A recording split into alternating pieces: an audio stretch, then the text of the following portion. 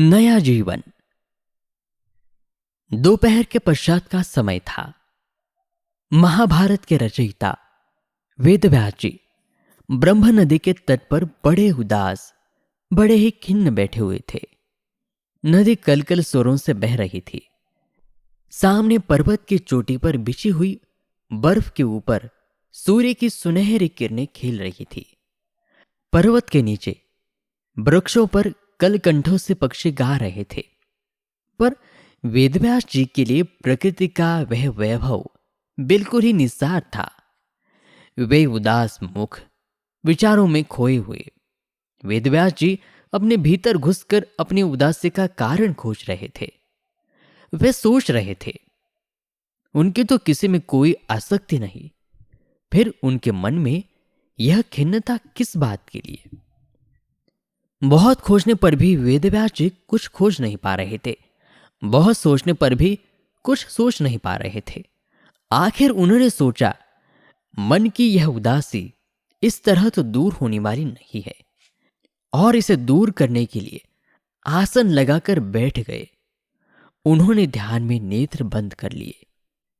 कितने क्षण बीत पाए कुछ कहा नहीं जा सकता।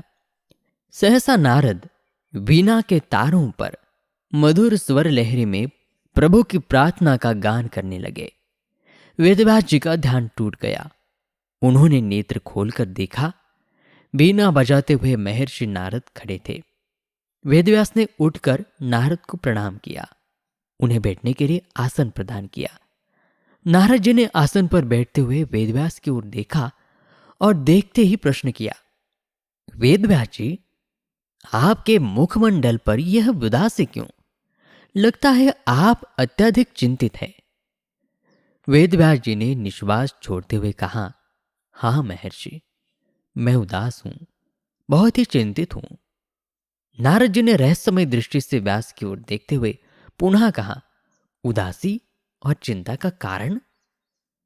वेदव्यास जी ने चिंतित भरे स्वर में उत्तर दिया, कारण तो मुझे भी नहीं मालूम महर्षि। कारण जानने का मैंने प्रयत्न किया पर जान न पाया। नारद ने वेदव्यास की ओर देखते हुए कहा, आश्चर्य है, महाभारत सदृश पुनीत महाकाव्य की रचना करने वाले वेदव्यास के मुख पर उदासी। वेदव्यास जी, आपके द्वारा रचित महाभारत को पढ़कर कोटि कोटि मनुष्य चिंताओं से मुक्त हो जाएंगे, पर आप स्वयं चिंताग्रस्त हो उठे हैं। ये कितने विस्मय की बात है। वेदव्यास जी ने सोचते हुए उत्तर दिया, हां महर्षि, मैंने महाभारत महाकाव्य की रचना की है। मैंने आजीवन सदाचरण किया है, पर फिर भी मैं चिंताग्रस्त हूं। मेरी समझ में यह नहीं आ रहा है महामुनि कि मैं चिंताग्रस्त क्यों हूं। नारद ने कहा, आपका महाभारत महाकाव्य हिंसा प्रतिहिंसा से भरा हुआ है। हो सकता है उसी हिंसा प्रतिहिंसा के कारण आपका मन खिन्न हो गया होगा।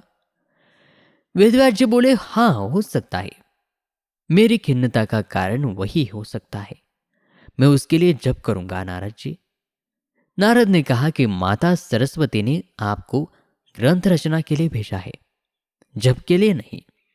तप के द्वारा केवल आपका ही कल्याण होगा, पर ग्रंथों से कोटि कोटि मनुष्यों का कल्याण होगा। नारद जी की यह बात सुनकर वेदव्यास जी विचारों में उलझ गए। उन्होंने नारद की ओर देखते हुए कहा, ग्रंथ रचना तो मैं कर चुका हूं महामुनि। महाभारत से बढ़कर अब मैं ग्रंथ और नहीं लिख सकता।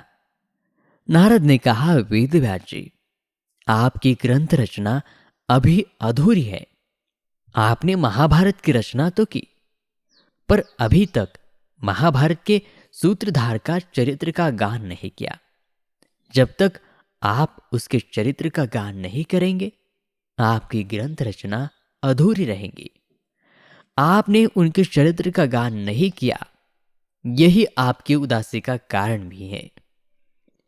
यह सुनकर वेदव्यास जी विचारों की तरंगों में डूब गए। नारद ने वेदव्यास जी के मन को झकझोरते हुए पुनः कहा, वेदव्यास जी, महाभारत में आदि से लेकर अंत तक जिस लीला पुरुष का चरित्र बोल रहा है, प्रत्येक घटना जिसकी प्रेरणा समाई हुई है, और जिसने महाभारत के सभी पर्दों को उद्घाटित किया है, उस लीला पुरुष श्री कृष्ण के चरित्र का गान कीजिएगा। उनके चरित्र गान से ही आपकी खिन्नता दूर होगी, आपको नया जीवन प्राप्त होगा। और यह कहकर नारद वेदव्यास के मन को झकझोर बीना बजाते हुए चले गए और वेदव्यास श्री कृष्ण के चरित्र का गान लिखने लगे। उन्होंने श्रीमद् भागवत तथा पुराणों की रचना की। सचमुच आज वेदव्यास जी के द्वारा लिखे हुए ग्रंथों से कोटि कोटि मनुष्यों का कल्याण हो रहा है। नदियां सूख जाएंगी, पर्वत अपने स्थानों को छोड़ देंगे, पर वेदव्यास जी की वाणी गूंजती ही रहेगी।